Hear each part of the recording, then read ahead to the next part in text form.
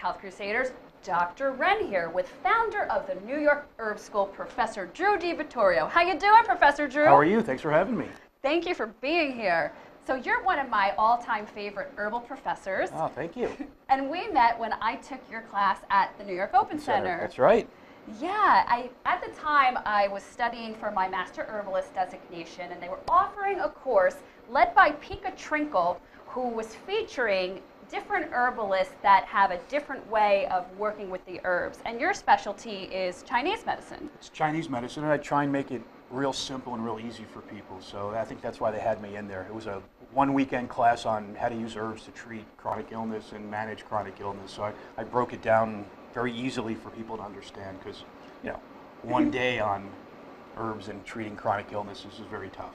And then there was a diagnosis class, which was also part of that too. Exactly. We did pulse, we did tongue, we did all the symptoms and how to use the herbs to treat all the different symptoms. Yeah, and I always thought it was really odd before I took that class with you that people would always just stick their tongues out. I know, look at that. I know. So you think it's a bad thing, but it's actually really a good thing. You can tell exactly what's going on by the tongue. You want me to? Go right ahead. Okay, well, it's based on color, and your color of your tongue is actually pale. So a pale tongue would indicate that somebody tends to be more cold in nature versus running hot in nature. So we would devise herbs that were more warming in nature. We'd create a diet that was more warming in nature, so we kind of warm you up as versus cooling you down. Now, it's like just adjusting your thermostat. Yeah, and Professor Drew on Think Healthy with Dr. Ren, we're not it, and we don't want to die, so we call it a live it. Okay, all right. But I'll tell you, further down my holistic health crusade, I was very honored to be able to be your class assistant on a few occasions. I was honored to have you, thank you. And I chose to proceed with studying the Chinese modalities because even though it's a lot of information, I was really able to get through your class because of your unique sense of humor, and you have this thing where you tick. So I was really paying attention to see when you were going to tick again. That's right. So if people get bored, I just kind of move around and gyrate. But yeah, you know, I speak all the time, so my father had a great sense of humor. We'd always tell jokes before dinner, so I think it's a very, very, as you mentioned, a difficult topic, so a little humor is always great to keep people honest and understanding the information. Yeah. So what got you interested in herbal medicine originally? Well, you know, I grew up this way. I had that crazy mom in the neighborhood that everyone looked at. She was doing yoga in the 1960s. They thought she was crazy. And then, where did you grow up? I grew up in Westchester, a little town called Rye Brook, or Rye, New York. And unfortunately, my mom developed cancer in the 1970s, and because of all her work she had done, she was all prepared to work with it naturally. So she had doctors all set up for herself. She started doing what's called the Gerson program, which we can still find online. And she also had a doctor named Dr. Kelly, who did a similar program to the Gerson program. So she ended up healing herself, and it was amazing. My whole childhood with my mom was hearing a juicer go on.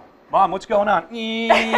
Because it was 8 or 9 juices a day. So trying to talk to your girlfriends on the impossible. phone. It's like, Mom, can I go out? Like, got 5 more carrots, honey. That was basically my entire life with my mom. And the soup. There was a big soup that Gerson would make you drink, and you know, when we come home from college, we'd all line up and, you know, fill our cups with it. And so it was an interesting upbringing, and she was amazing. Yeah.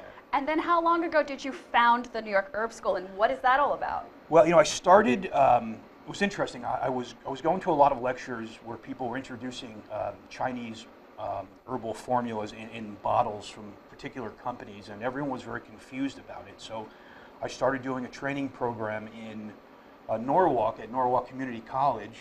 It was a 1-year training program for doctors to be able to easily apply Chinese medicine to, you know, to their practice. So from there, it evolved into the Open Center, where I started doing the program there in New York. And then I finally said, it's time to go out on your own, Drew. So then I just began doing the programs myself. So I started doing them myself about 6 or 7 years ago. Wow, awesome. Yeah. So for anyone inclined to working more with herbal modalities, what would you suggest? You mean where to go, what to do? Well, other than my school. What's your website, and how do we find you? You can find me at professordrew.com.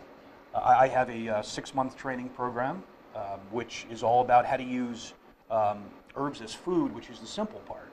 Like how to introduce ginger into your diet, daikon radish, and then there's an additional. I know. And then there's an additional 6 months after that, which is the intense herbal training part. But the first part's really fun because it's just all about everything you can buy in your supermarket that you can just add to food. So now every meal that you have becomes a medicinal healing soup or salad or whatever you're making. It has a purpose and a function, which is really kind of cool. Well, I really appreciate your openness for crossing the pond over into my virtual set in Sweet, New Jersey today. And we have something really special for you guys. We're going to be bringing a special edition of today's Healthy Recipe featuring Professor Drew doing the Herbal edition. So smooches and think again next time.